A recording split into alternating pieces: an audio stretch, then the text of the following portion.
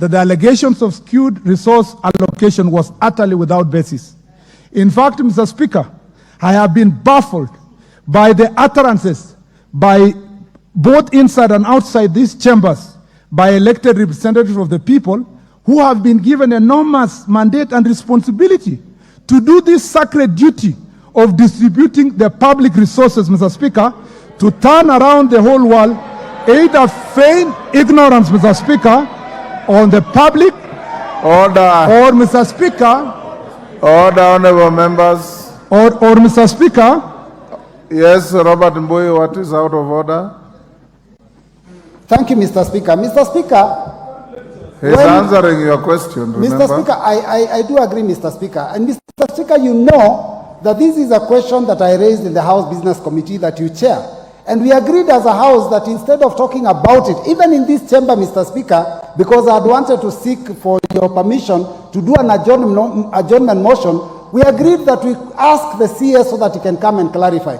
Mr. Speaker, is a CS in order to lecture members of Parliament? And I want to say what he has said, that he is baffled by utterances, both inside and outside these chambers, Mr. Speaker, by elected representatives of the people who have been given a mandate to turn around the whole world and either feign ignorance or deliberately mislead the public. Mr. Speaker, is a CS allowed to say such words in this House? Mr. Speaker, the CS has to withdraw that statement and apologize to this House. He is answering your question. Let him finish. You will interrogate him. Mr. Speaker. Minister, order. Order, honorable members. I have brought the minister for you to grill him on whatever you want. That grilling and questioning excludes shouting at the minister. So listen to him. When he finishes, everybody will have an opportunity to ask questions which I shall compel him to answer. But let's have some decorum in the House. Minister, try and paraphrase your answers. Thank you, Mr. Speaker. Yes. The reason why, Mr. Speaker, I have to go this length to answer in detail is, Mr. Speaker, there is a misconstrued position in the public that certain constituencies or certain counties or certain communities are getting projects more than the others. Mr. Speaker, I have overemphasized that should there be unfair distribution of these resources, Mr. Speaker, the problem squarely lies in the House that allocates the resources. Mr. Speaker, I will be willing, Mr. Speaker, I will be willing to be educated where else budget takes place in the Republic of Kenya.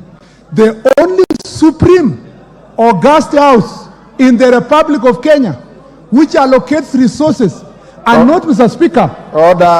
Order, Minister, take your seat. Honorable members, let's take the answer. Minister, try and paraphrase. Yes. You have made your policy statement. Avoid the temptation to appear as if you are lecturing members. Order, I need no assistance. I need no assistance from any one of you. Avoid the temptation to appear as if you are lecturing members. Answer the question. Indeed, many of these members keep coming to my chamber to raise the same questions. That's why you've been called here. When he finishes, I'll give you time to ask questions.